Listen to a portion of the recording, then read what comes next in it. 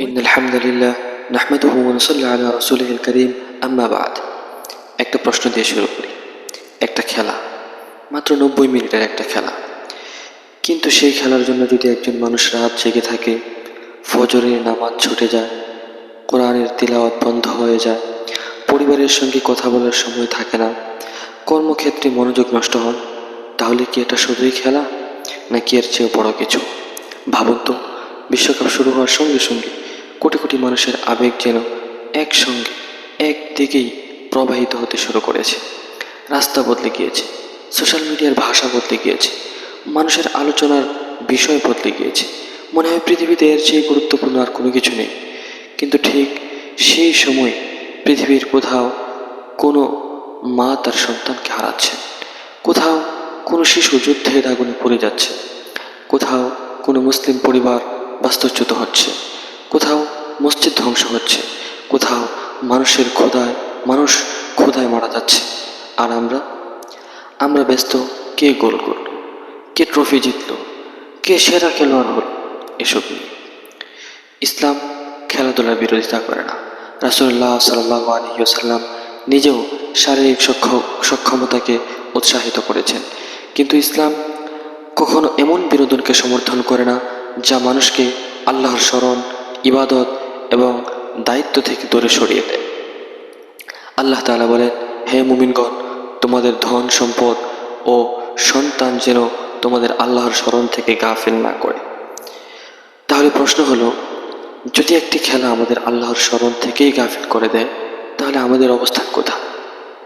আজ আমরা এমন এক সময় বাস করছি যেখানে একজন খেলোয়াড়ের একটি গোলের মুহূর্ত, একটি গোলের খবর মুহূর্তের মধ্যে সারা পৃথিবীর কোণে কোণায় ছড়িয়ে যাচ্ছে, কিন্তু কোনো নির্যাতিত মানুষের কান্না সেই গুরুত্ব পায় না। এটা আমাদের ভাবিয়ে তোলা উচিত। প্রিয় ভাই, আমাদের সমস্যা ফুটবল নয়, আমাদের সমস্যা আসক্তি, আমাদের সমস্যা অন্ধ অনুসরণ। আমাদের সমস্যা হলো, যেখানে ভালোবাসা কেবল আল্লাহ তাআলার জন্য হওয়ার কথা, সেখানে আমরা কখনো কখনো মানুষ, দল কিংবা বিনোদনকে এমন জায়গায় বসিয়ে দিই যা আমাদের ঈমান ও দায়িত্বকে দুর্বল করে তোলে। রাসূলুল্লাহ সাল্লাল্লাহু আলাইহি ওয়াসাল্লাম দাজ্জালের ফিতনা সম্পর্কে অত্যন্ত সতর্ক করেছেন। তিনি বলেছেন, ইন্না মাহু জান্নাতান ওয়া নারান ফানারুহু জান্নাতুন ওয়া জান্নাতুহু নারান। অর্থাৎ তার সঙ্গে জান্নাত এবং জাহান্নামের দুটি বিষয় থাকবে, কিন্তু বাস্তবে তার জান্নাত হবে জাহান্নাম আর তার জাহান্নাম হবে জান্নাত। এই হাদিস থেকে আমরা কি শিক্ষা পাই? এই হাদিস থেকে আমরা শিক্ষা পাই, সব ঝলমলে জিনিস সত্য নয়, আবার সব আনন্দ কল্যাণ নয়, সব জনপ্রিয় বিষয় উপকারী নয়। মুমিনের কাজ হলো বাহ্যিক চাকচিক্যের আড়ালে সত্যকে চিনে নেওয়া।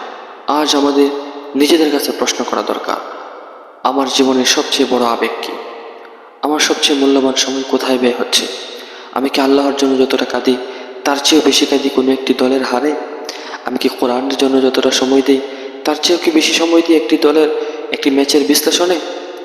যদি উত্তর হ্যাঁ হয়, তাহলে আমাদের থামতে হবে, নিজেদের দিকে ফিরে তাকাতে হবে। আমরা এমন এক উম্মার উত্তরসূরি যারা পৃথিবীকে কোরআনের আলো দিয়েছিল, যাদের হাতে সভ্যতা গড়ে উঠেছিল, যাদের যুবকরা ছিল জ্ঞান, সাহস, চরিত্র ও তাকওয়ার প্রতীক। আজ সেই উম্মার অনেক তরুণ রাত জাগে, কিন্তু তাহাজ্জুদের জন্য নয়, ভোর পর্যন্ত জাগে, কিন্তু কোরআনের জন্য নয়, চোখে পানি আসে, কিন্তু নিজের গুনাহের জন্য নয়, একটি ম্যাচ হেরে যাওয়ার জন্য। এই দৃশ্য কি আমাদের কাঁদায় না? প্রিয় ভাই, খেলাধুলা করুন, শরীর চর্চা করুন, বিনোদন নিন, কিন্তু কখনো এমন পর্যায়ে যাবেন না যেখানে একটি খেলা আপনার ঈমান, আপনার ইবাদত, আপনার পরিবার, আপনার দায়িত্ব এবং আপনার আখিরাতকে গ্রাস করে ফেলে। কারণ একজন মুমিনের সবচেয়ে বড় পরিচয়, সে আল্লাহ তাআলার বান্দা, কোনো দলের অন্ধ সমর্থক নয়।